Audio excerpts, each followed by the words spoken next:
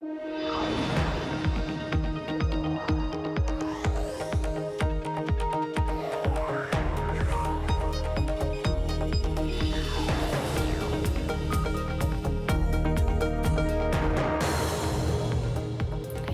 Taylor Riggs in San Francisco in for Emily Chang, and this is Bloomberg Technology. Coming up in the next hour, app abandoned. After an app turned the Iowa caucus into a disaster, Nevada says it will be going low tech. We'll look at just how the start of the U.S. presidential primaries became such a mess. Plus, earlier this week, we got the first real look at how Disney's new streaming service is faring. Can it actually compete with streaming sweetheart Netflix? And the White House's rift with Huawei and that global race to deploy 5G. We speak to Mike Rogers, former chair of the House Intelligence Committee, about all things national security.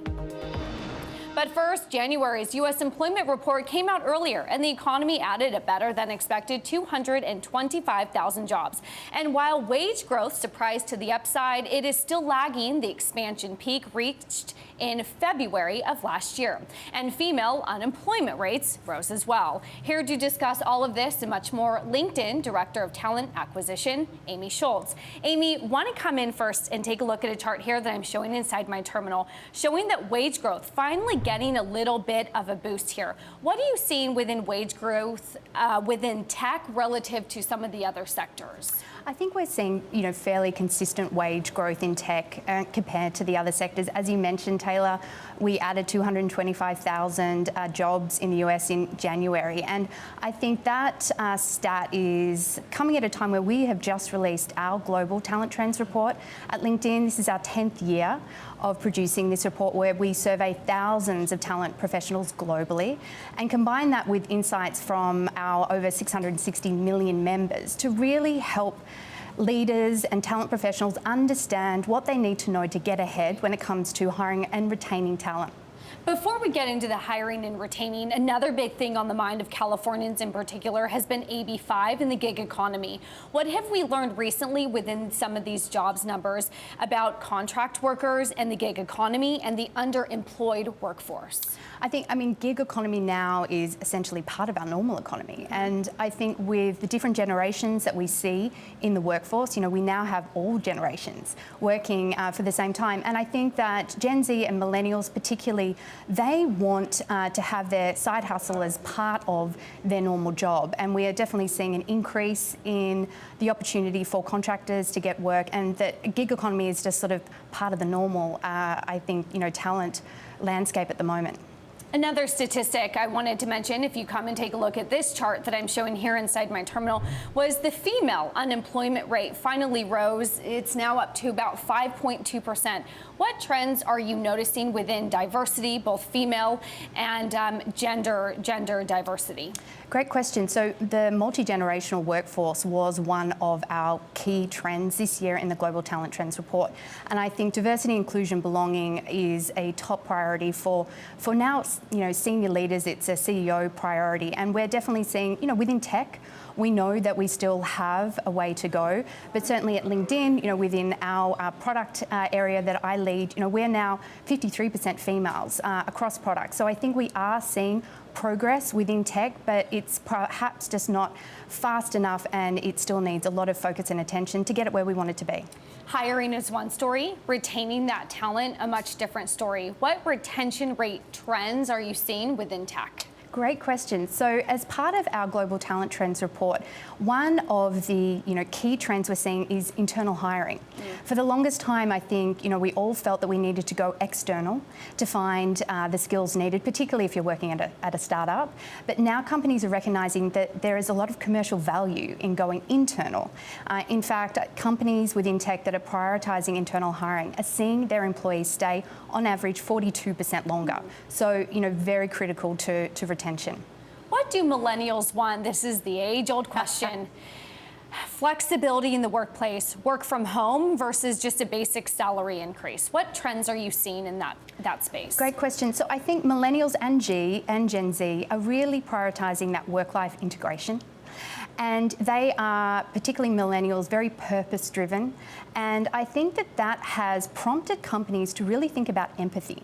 for the first time. And I think that we will see, Taylor, in the future, companies really starting to prioritise empathy, which means we'll see a greater focus on employee experience, which is something that I'm really excited about. I think that companies are now thinking about employee experience beyond day one, and really thinking about everything that an employee touches, interacts with, feels while they're at the company. And I think companies that prioritise employee experience will also see greater retention. And I think the millennials and Gen Z have kind of prompted that, but all generations can benefit from it. And it sounds a little bit like fluff, but does that translate into, I guess, a happier employee, which means they stay longer and the company can get the profit from that? Absolutely. I mean, I think when you think about retention, that means better commercial impact for a business. They're not having to hire all the time, and we know that there's a significant cost in that. And interestingly, it's also creating more jobs. We've actually seen a 2.4% increase in employee experience related jobs on our platform. Fascinating. Amy Schultz, LinkedIn Director of Talent Acquisition, thank you for joining us on this pretty good jobs day. Now, while Democratic presidential hopeful Pete Buttigieg may have grabbed the lead in Iowa delegates over rival Bernie Sanders, there is still frustration over that disastrous Shadow Inc. app used in the caucus. Iowa Democratic Party Chair Tony Price blamed a coding issue and is now calling for an independent probe. But Shadow CEO claimed the data and collection was accurate. The Nevada State Democratic Party has also announced that they will no longer use any apps in their upcoming caucus. Joining us to discuss it is Alan Snyder, the CEO of mobile app security testing company, Now Secure. Alan, I've been dying to ask you this question. How did an app like this get through to the Iowa caucus without being thoroughly vetted? Well, hi, Taylor. Thank you for having me today. I think that is a great question because it's clear, and we can see from what we've looked at the app, that a lot of the basic best practices that would go into building the app just were not followed. And so that is an excellent question that a lot of folks really need to answer. What are some of those best practices that you would recommend? Yeah, so just to give you a sense, right, our company, Now Secure, all we do is mobile app, specifically mobile app security. So we focus on this with the largest brands in the world that folks would recognize. And when we look at it, we can see it looks like they picked a developer that had not developed many mobile apps. So that's strike one. What we can also see is complexity. There is way too much complexity in the app, both on the technology side, but also on the user interaction. And then from the security standpoint, there's just some basics, fundamental best practices that we would recommend. We've got a guide that's free, available on our website, that they didn't follow that we would expect for such an important app such as this. Who, at the end of the day, is in charge with this? If you're working with a politician or, let's say, another corporation, someone who would come to you to talk about securing their mobile app, I'm just curious in the Iowa caucus, who at the end of the day thought this was a good idea without testing it? Boy, do I wish I knew the answer to that. I can tell you, when we look at it, our view is it's the individuals that own the data, right, that are responsible for that data. That's who really needs to take responsibility for this. Because at the end of the day, regardless of who developed the app, it's that data that needs to be secured, it needs to be protected. That's the most valuable asset there, is that data. So it's that owner, that's who really needs to take a hard look at this process. It was interesting that the Homeland Security Department said that they had offered to test a lot of the vulnerabilities, and that offer was declined. How often are you or some of the apps that are involved in this political process working with the Homeland Security Department to make sure that your process has been vetted? We work very closely with many government agencies. We work very closely, actually, with the government standards bodies. We're actually very involved. And actually, we just had a meeting the other day with some of the standards bodies about how we can advance mobile security and mobile app security even further from where the standards are. So it's something that we're based in, a big part of our company is in Washington, D.C., so we're very close to the standards organizations. And we think it's really important. We typically see folks they assume that mobile is the same as other apps, and that is a very bad assumption. So I'm wondering if the Iowa Democratic Caucus had come out and said maybe they thought it was a coding issue. The app came out and said, no, it was just the amount of information to load issue. How do you solve whether that be the coding issue or a load of information issue? Yeah, I can tell you, again, my research team has taken a look at the app, and it looked like, it was a very basic, simple app. To us, there was complexity in the front end that made it difficult for people to log in and get the ability to get into and use the app. There may have been a load issue, but this is where you come back to best practices. All of that should have been tested in advance. The user should have been trained about how to log in. Modern day systems can easily handle that load. That's not the issue. It's the testing of it to make sure that when you really need it, it's ready to go. Are there any ramifications that you can draw from this week into tech playing a larger role in the election process? Did this show that perhaps it isn't a good idea? Or like you said, there are ways to make it secure. You just have to go that extra mile. Well, I would say there's ways to make it both secure. Like we, Now Secure, have worked with several vendors that are doing very secure voting apps. This one was not one of them. So we're big proponents of mobile apps. We know that it can work, and not only can it work, it can add an enormous amount of value to folks that maybe are overseas and need to vote, maybe the folks that are disabled and difficult to get out to the polling place. So we know tech can actually enrich the voting process when implemented correctly, and it can be done securely. So, and we work with several vendors that do that. Alan Snyder of Now Secure, thank you for joining us. Great. And a reminder that we will have special coverage of the New Hampshire primary on Tuesday, February 11th, starting 7 p.m. Eastern. And coming up, analysts aren't convinced that Disney's a true competitor to Netflix after this week's earnings report. We talk all things streaming. And if you like Bloomberg News, you can check us out on the radio. You can listen on the Bloomberg app, Bloomberg.com, and in the U.S. on SiriusXM. This is Bloomberg.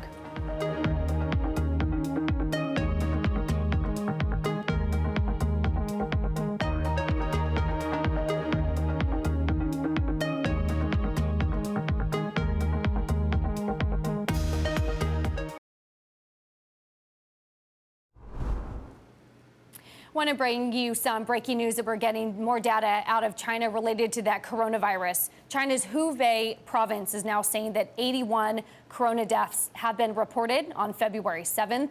An additional 2,841 coronavirus cases on February 7th. Now, China's Hubei total confirmed coronavirus cases has now risen to 24,953. So China's coronavirus death toll rising now to at least 717. We will keep you updated on this virus.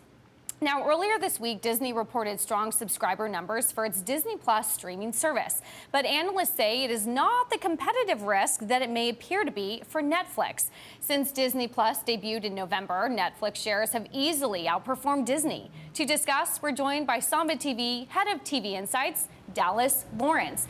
Dallas, so we call this the streaming wars, but I'm wondering if it's not streaming versus streaming, but cable versus streaming. Yeah, it's a great question. I don't think it's your traditional war in the sense that at the end of the day, there's not going to be only one winner. I think what's interesting are the actual battles that are shaping up. And what we're seeing shape up here is the content battle, the distribution battle, and the advertising battle. The distribution battle was the one that was on full display over the last couple of days, and we saw the numbers come out. We saw, for example, Disney just blow all expectations out of the water, 26.5 million subs in 2 months. As if to kind of spike the ball, Iger announced they added 500,000 new subs every week of 2020 since then, so their growth is going. So Disney wins on the distribution battle? I think so. What we saw in that same time period is that Netflix actually missed for the third quarter in a row in the United States. Now, they do have a good story internationally, but that's because they've had no competition. We're seeing Disney now accelerate international growth. They're going to move into India and Europe sooner than expected. Now, the content battle, who wins that? Well, I think if content is king, Disney owns the castle. And I think what we're seeing very clearly is that Netflix has some real headwinds in content. 7 out of 10 minutes spent on Netflix are spent watching licensed content, like Friends and Parks and Rec. All of that content will be leaving behind the paywalls at places like Peacock, NBC's new channel that's going to be launching, or Viacom. At the same time, you have new entrants like Quibi that's going to launch in the next couple of months with thousands of new shows. Literally 8,500 new shows are going to be coming out. Apple launching $2 billion in content, Disney. So Netflix has a real content challenge. But on the content side, everyone says that original programming is what is so expensive. I mean, there's been estimates that Netflix spends $15, $20 billion, right, on that original programming. So having those old shows, like the licensing deals you've talked about with Netflix, like Disney, is that not better? Because then you don't have to spend on the original programming? It has been for Netflix. That's been helpful to them. The challenge is those shows are leaving. They're being pulled back and pulled off the shows, off of Netflix's platform, to go behind the paywalls of NBC's new Peacock and Viacom's new combined Viacom CBS program they're offering. So they're going to have less and less access to that licensed content and have to rely more, to your point, on this incredibly expensive content. The real challenge for Netflix is, because they've created this binge-watching culture, is they basically have to have a Witcher or a Stranger Things every week because the average person watches the entire show in 5 days to keep up with the content. That's just not sustainable. The third-pronged war that you talk about is advertising. Now, some of the concerns with Apple and Disney is their lower price. So your price for growth, not that margins or profit. You substitute that with advertising. Who's winning that war? So I think the real thing to pay attention to is the consumer actually wants an advertising-based model. A majority of consumers say they want an ad-supported or AVOD-supported model.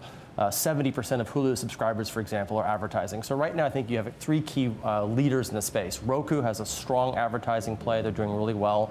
I think Disney's playing this very smart. They have a bundle now, which is Disney, ESPN Plus, and Hulu that has an advertising supported model. The last entrants are the data players, those who are actually helping advertisers understand the ecosystem and how to enter advertising in the connected world. You mentioned Hulu. My producers and I have been talking about this. There's been this shift to cutting cable and doing streaming, and yet some of us still miss that live TV experience. Yep. Hulu has that live TV experience. Comcast has tied to Peacock, as we know. You have CBS All Access. You can still get some of your CBS channels. Who wins the live TV wars within the applications? Yeah, I think there's two key leaders in that space right now. I think YouTube is actually doing really well. It's a fantastic program they're offering. I do think Hulu's in a very unique position. If you think about the bundle and go back to Disney's positional advantage and all the levers they can pull, already today in the United States, if you add up ESPN Plus, Hulu, and Disney Plus, they have more subscribers than Netflix in the United States. That's from a company that we weren't even thinking about as being in the streaming space 24 months ago. So I think the positional advantage Hulu will have with the Disney content and the ESPN puts them in a strong position when it comes to the live TV play.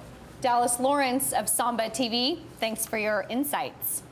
Now, WeWork brings in a new CEO in hopes of turning itself around. Real estate veteran Sandeep Mathrani will face a very different challenge at his new company. We'll have details next. This is Bloomberg.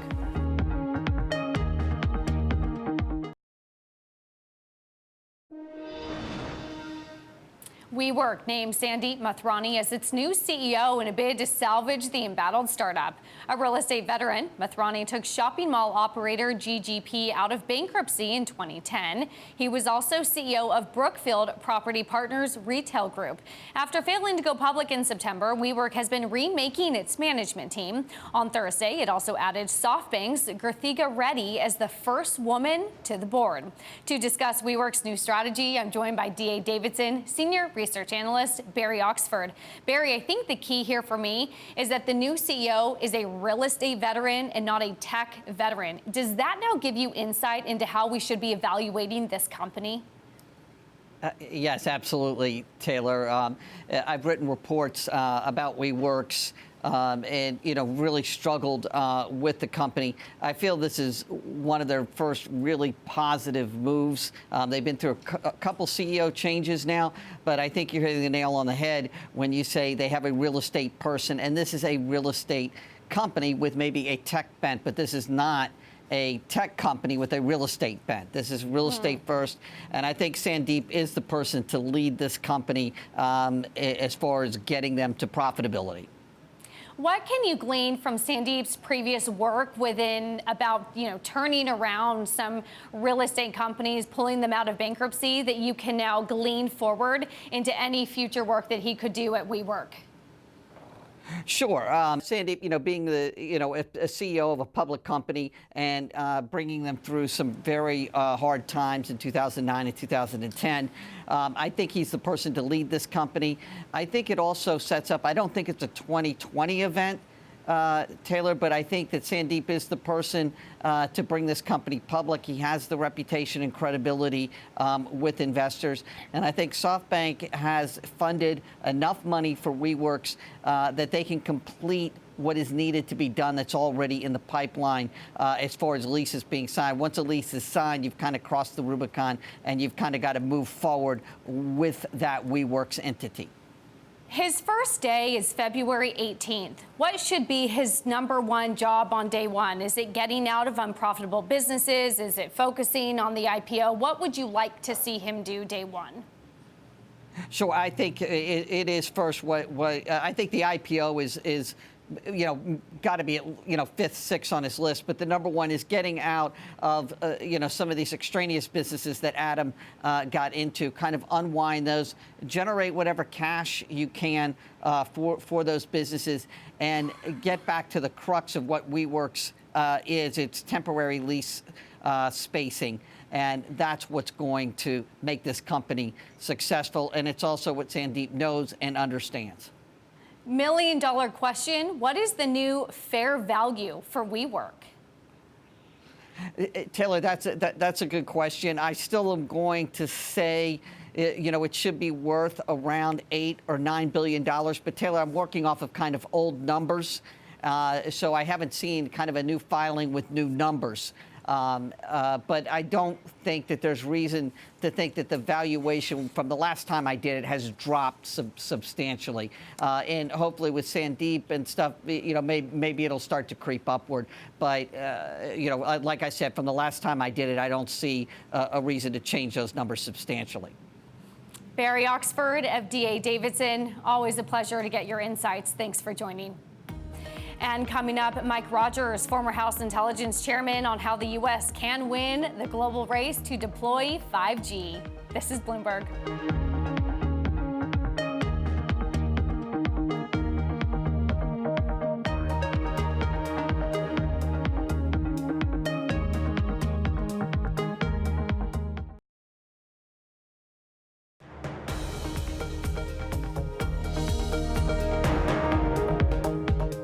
The Trump administration wants to develop a cohesive 5G policy, but there has been widespread disagreement about how to get there. Attorney General William Barr on Thursday dismissed a new White House-led effort to build 5G using homegrown equipment. Barr instead said the government should work with Nokia or Ericsson to counter the threat of Huawei dominating the next generation networks. For more, we're joined by Mike Rogers, the former House Intelligence Chairman, sitting with me now. Thank you for having me. We talk all about the 5G race. What does winning the 5G race look like to you?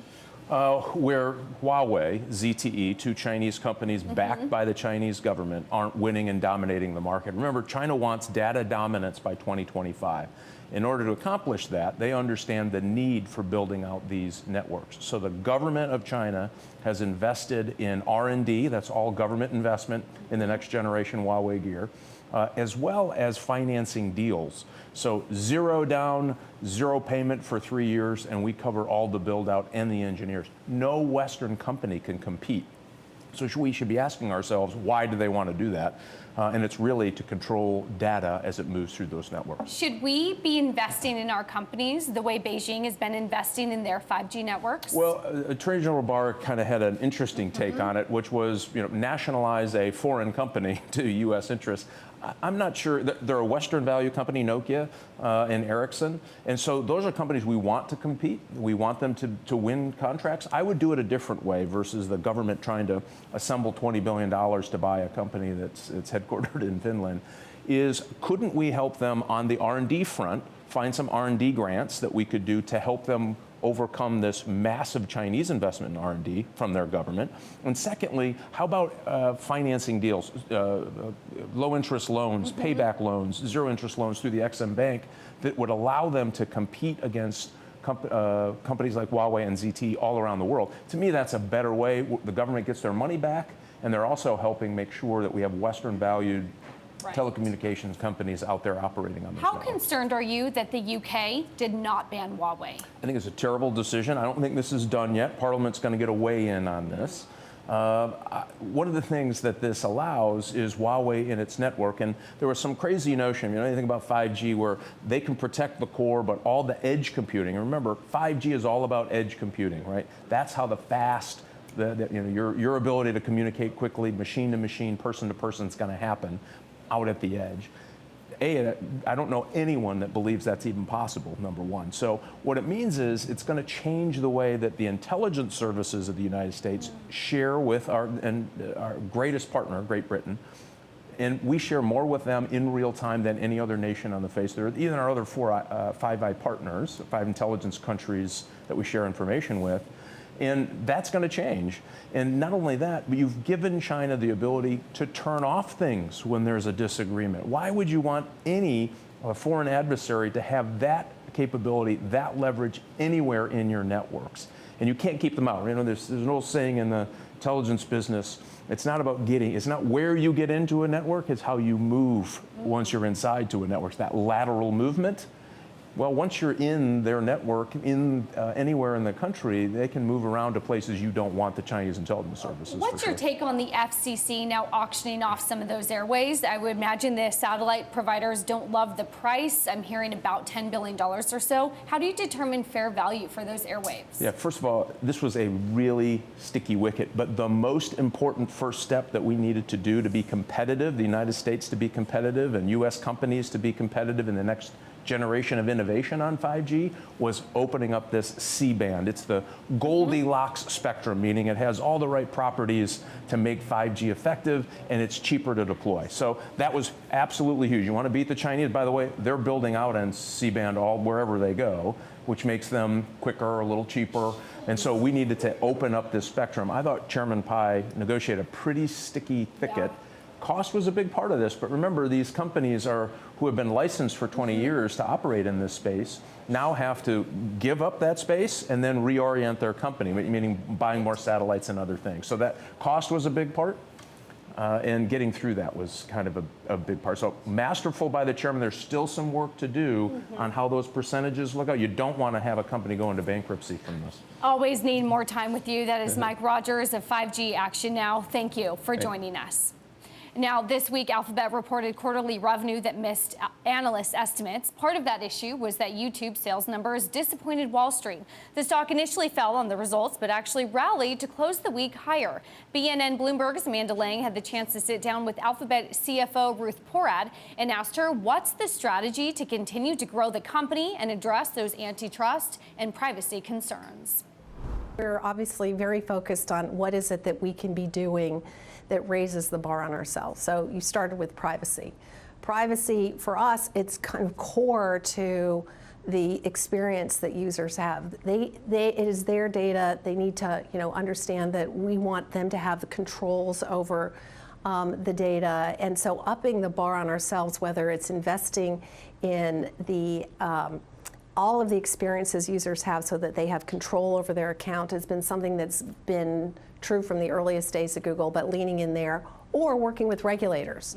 So as an example, in the US, we're very supportive of national legislation on privacy similar to GDPR in Europe, and our view is that something that makes it really clear that there are standards that are being applied makes sense. But while that discussion is going on, we continue to up the bar on ourselves.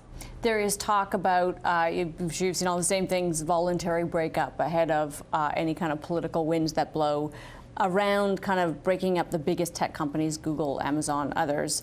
Is that something you guys think and talk about, that there are parts of your business you could live without in order to avoid the worst kind of anti-competitive responses? Well, our view is that one of the most important things is for us to be really clear about how we're creating value for users and for businesses around the globe. And the investments that we make provide extraordinary operating leverage for advertisers, for businesses. They create extraordinary experiences for users. And so to us, there's a positive flywheel that comes from the types of investments that we're making. The scale that we have, for example, with Android is what allows the 500,000 Canadian companies that we're talking about, whether it's with our platform or with our search and advertising tools to reach a much broader audience. And so, you need to look at both sides of it. What is it that the scale gives to whether it's content creators or others? It gives them the reach that enables them to have the impact they're having. The UK competition regulator found, just looking at cost of capital versus return on capital, that there might have been some overreach of that market dominance. Is that something you need to respond to? Regulators everywhere are starting to look at this more seriously, including in the US. So globally, we are engaged with regulators. We want to have, make sure our view is that by working constructively with them, sharing data with them, they'll understand how we're approaching things, and we feel really good about what we're doing, but it is about working constructively with them.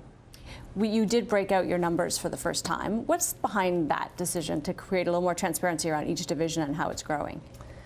I often say that we've been on a journey and we've been expanding disclosure over time, whether it was providing more insight into what's our geographic breakdown or one-time run rates. We've looked at a number of changes over time, and our view was that this is helpful. So we took our sites, what was our sites revenue, and broke it into what's search and what's YouTube, and that gave everyone a slightly greater insight into what is the business and what have been the trends in the business. And similarly, I think providing the revenues for cloud, we've been investing heavily in our cloud business.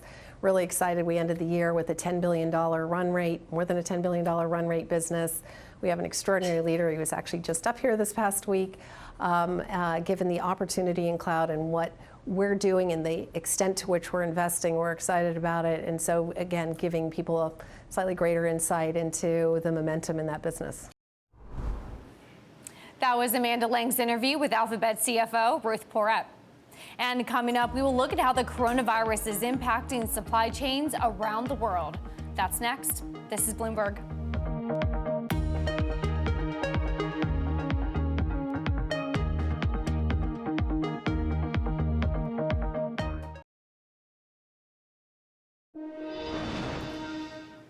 The deadly coronavirus continues to spread, and its effects are hitting the tech, e-commerce, and real estate sectors.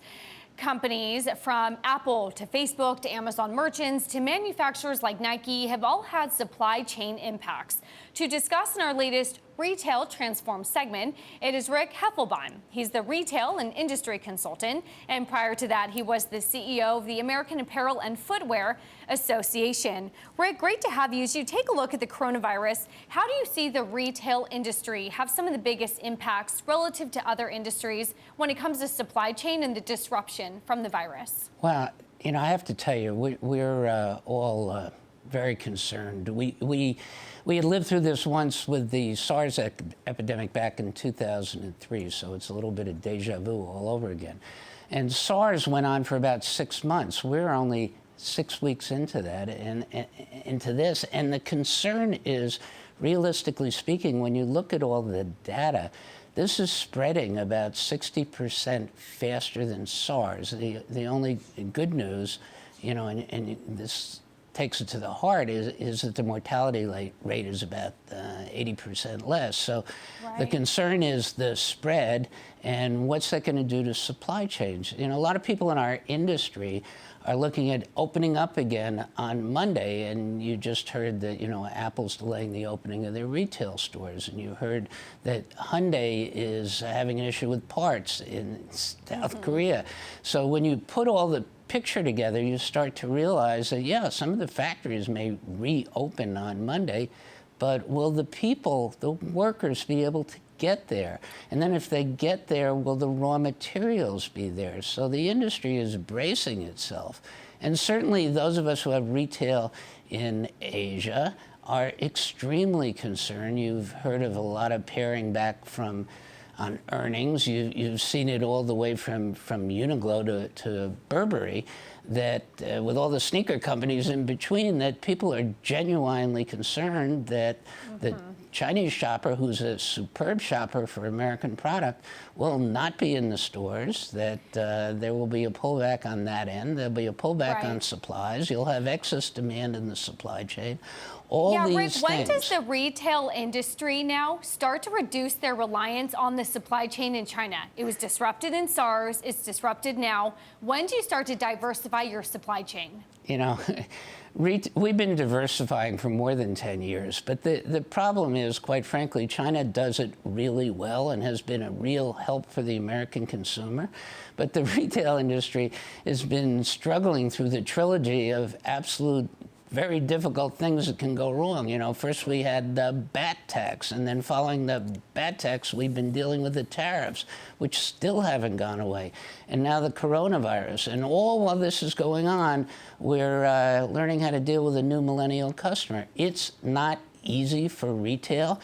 And Taylor, you know the numbers. Last year, they announced 9,300 retail doors closing. And this year is not off to a great start. We heard some news about Macy's the other day. We certainly have Pier 1. We have Forever 21. I can go down the list. You know, everybody's struggling. And on top of the struggle, now we have to deal with a virus that we don't understand. You know, and people are comparing, you know, everybody gets the flu. Well, you know, we have a vaccine for the flu. Right. We don't have a vaccine for this. One of the big struggles that your industry has seen is the threat from Amazon. You've seen a shift recently. Nike, for example, going back, saying direct to consumer, we're no longer going to partner with Amazon. Is that a shift you're seeing more broadly in your apparel and retail industry? Yeah, you know, you're going to see a lot more of that in retail. Look, Amazon is genius in what they've done. They've stepped out. They've taught a millennial a different way to shop, and the millennial has taken to it extremely well. And even the boomers are taking to it very well. People, you know, like to tell Siri what to do, and then all of a sudden, boom, you know, you've got goods in your house. It's the new wave, and as sophisticated retailers and merchants are starting to understand that they could do this themselves, they will take it in-house when they can, when they think they can be successful. So it's not so much, you know, in a way, you know, blaming Amazon. Right. It's saying Amazon was the leader, and now everybody else is going to figure out how to do it their way. Thank you so much. That was Rick Heffelbein, former CEO of the American Apparel and Footwear Association. And coming up, one of the most powerful women in tech, how Jean Liu led Didi Chuxing to victory against Uber in China, and more. We'll explain the story next. This is Bloomberg.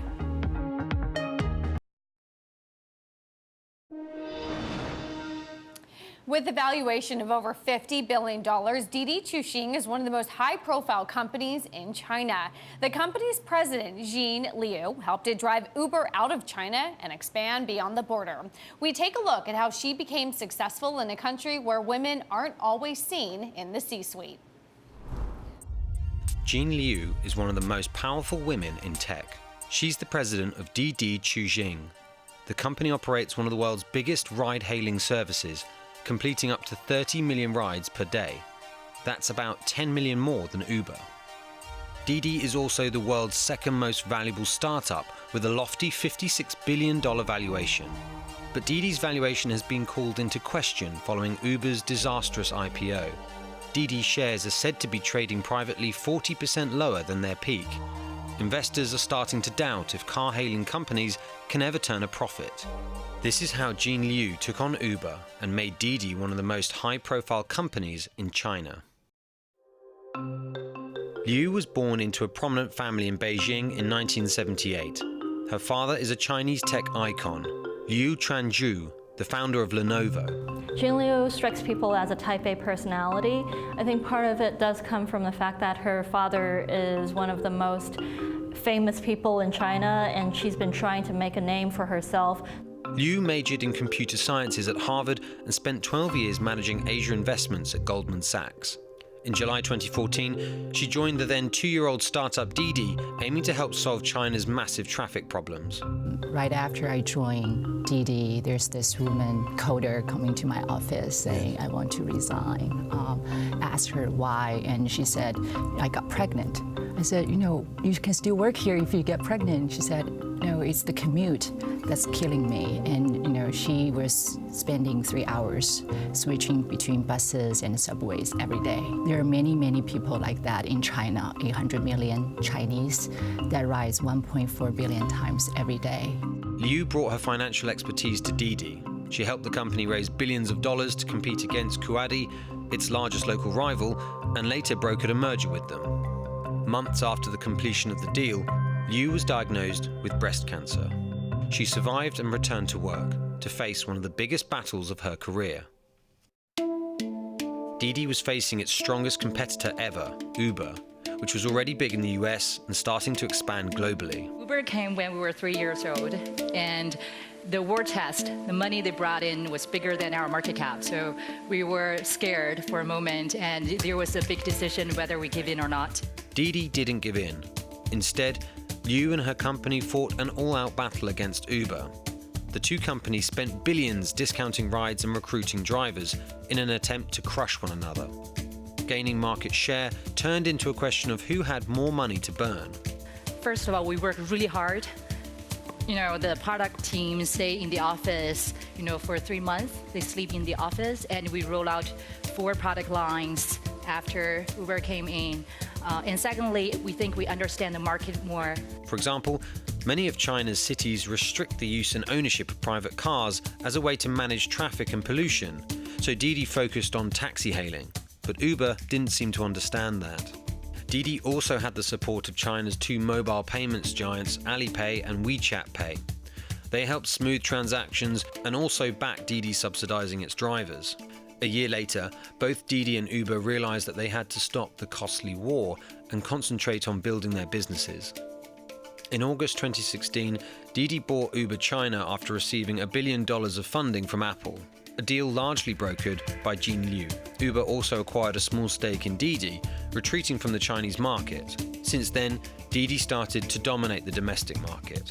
Jean Liu was instrumental in brokering the Apple deal. When she met Tim Cook, she was saying that Didi's logo is an orange, and Apple being another fruit company, they were bound to do great things together. 22 days later, they announced that Apple was investing $1 billion into Didi. While Didi triumphed over Uber in China, they soon began competing globally. Didi has entered markets in Latin America, Australia, and Japan. It now completes an average 4 million rides a day outside of China. It also launched proxy wars against Uber through investments in many of its international competitors, such as Grab, Uber's biggest competitor in Southeast Asia, and Lyft, the main Uber rival in the US. Didi and Uber have a pretty interesting relationship. After the merger, they did have this short period of truce, and they were observers on each other's boards, but that has come to a halt right now. Didi did form strategic alliances with Grab, Lyft, but it hasn't been working as closely as people envisioned. And just like Uber, Didi has ambitions beyond ride-hailing. It's venturing into on-demand food delivery, bike and e-bike sharing, smart city solutions, driverless cars, and the lucrative car financing business that Jean Liu helped to build. But those ambitions may be kept in check by a year-long company overhaul triggered by the alleged murder of 2 female passengers. The company's safety record was thrown into the spotlight as thousands of users publicly deleted the app. Regulators cracked down on the type of drivers and cars allowed on Didi's carpooling service Hitch. 我自己生病的时候，他就是一种稍微有点焦虑，还有点遗憾，有一点恐惧啊。当然肯定还是有一点恐惧的，就哎呀，对吧？就是要面对死亡嘛。但是远远没有去年的这件事情给个人的这种打击大，那是远远没有的，因为。 It was a huge setback for Didi. At the time, it had to halt its carpooling service. It was a very lucrative business for the company, and after that, it went through a series of revamps, trying to step up its security measures. They finally resumed that service last year. Despite Liu's success with the company, helping grow it into a massive startup with about 13,000 staff, there remain serious questions about the business. The company is said to have lost $1.6 billion in 2018. Investors are doubting if it can ever turn a profit. It faces stringent regulatory crackdowns and competition from regional operators, even after muscling Uber out of China. The outbreak of coronavirus in China could also dampen Didi's prospects, as the government has imposed travel restrictions between many cities, and people are traveling a lot less within cities. It's another make or break year for Didi, and a lot of Jean Liu's legacy depends on whether she can prove that Didi can be a profitable company in the long run.